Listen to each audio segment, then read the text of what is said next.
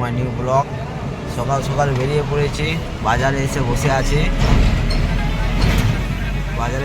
আছি। এখনো পর্যন্ত একটাও ভাড়া চাপায়নি, বইনি করা হয়নি আমার। দেখতে থাকো। বাজার বসে আছি, অনেকগুলো গাড়ি এসছে কিন্তু আজকে গাড়ি দেখাচ্ছি না, জাস্ট বসে আছি বলে সেটাই দেখাচ্ছি। দেখতে থাকো। হ্যালো গাইস, ভাড়া লোকালই হচ্ছে, আজকে লোকাল ভাড়াগুলো করছি সকাল থেকে। রঙে একটাও পাইনি, আবার এসে দাঁড়িয়েছি বাস স্ট্যান্ডে। দেখা যাক কতটা কী করতে পারি। আজ সকাল থেকে মোটামুটি যে যাচ্ছি আসছি লোকাল ভাড়ায় হয়েছে, একটাও লোকাল ভাড়া হয়নি।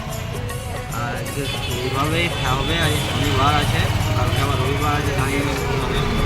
সকাল থেকে লোকাল ভাড়াই করছি, লোকাল কোথাও যায়নি। বন্ধা বেদাতর আর বেদাতরের লোকাল আদার্স কোথাও যাওয়া হয়নি।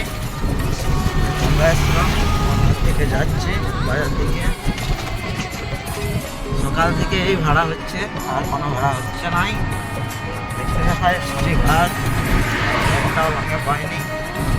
আমাদের কিছু হয়, সকাল ভাড়াতে আর কিছু হয় না, সেই জন্য ভিডিও বানাই না। ঠিক আছে,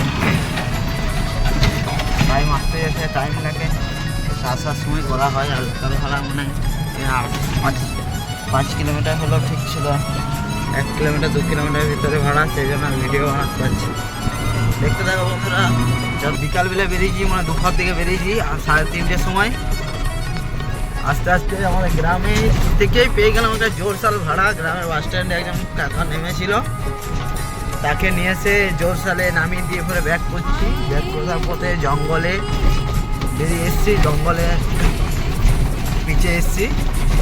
ঠান্ডা লাগছে, ওই জন্য সোয়েটারটা পরে নিয়েছি, কারণ আর ঠান্ডা লেগেছে।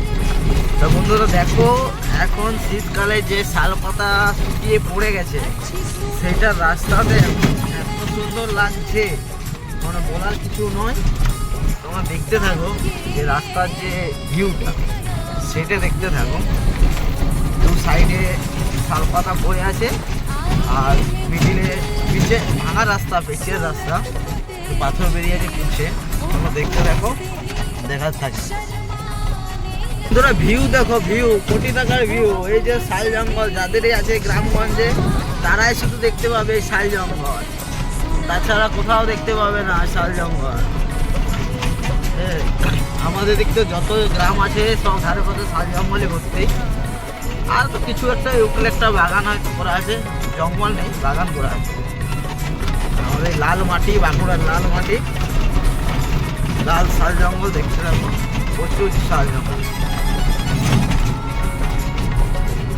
বন্ধুরা আসার সময়তে সারেঙ্গাতে একটা ময়ূর দেখলাম, আরও বাড়িতে হয়তো রেখেছে জানি না। ময়ূরটা একটা সারেঙ্গার দিক দিয়ে যখন ব্যাক করে এদিকে আসছিলাম, তখন দেখলাম ময়ূরটা রয়েছে। যাওয়ার সময় দেখি যদি দেখতে পাওয়া যায়, কিছুক্ষণ দাঁড়িয়ে একটু হয়তো ছবি বা ভিডিও বানিয়ে নেবো। দেখতে পাইনি, যেতে যেতে দেখি, কারণ জঙ্গল এলাকা তো ময়ূর থাকার কথা, মানে ওইটা হয়তো বাড়িতে রেখেছে ওরা। দেখতে থাকবো বন্ধুরা। গাইজ আসার সময় ময়ূরটা দেখতে পেলাম না, কারণ পাখি জিনিস তো ওদিকে হয়তো চলে গেছে।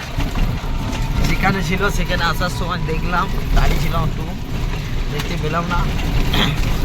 আবার যাচ্ছি বেলেতরের উদ্দেশ্যে যাচ্ছি, কারণ বেলেতরে তো আমাদের মেন বাজার, ওখান থেকেই তো প্যাসেঞ্জার ভাড়াটি হয়। বেরিয়ে পড়েছি, জোরসাল থেকে আসছি, সারেঙ্গা বেরিয়ে গেছি, শালকো জাস্ট ঢুকবো, তারপরে জঙ্গল পর ধনীপাড়া পাবো।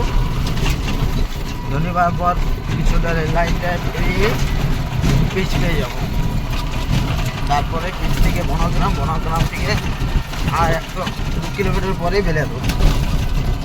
দেখতে যাবো বন্ধুরা। জোরসাল দিয়ে চলে এসেছি, এসে বাজারে বসে আছি। বাজারে টোটো ভর্তি, ভিড় রয়েছে মোটামুটি। এসে বসে আছি, দেখা যাক আর কি ভাড়া হয় কি হয় না, দেখতে থাকি। দেখতে থাকো তোমরা সব।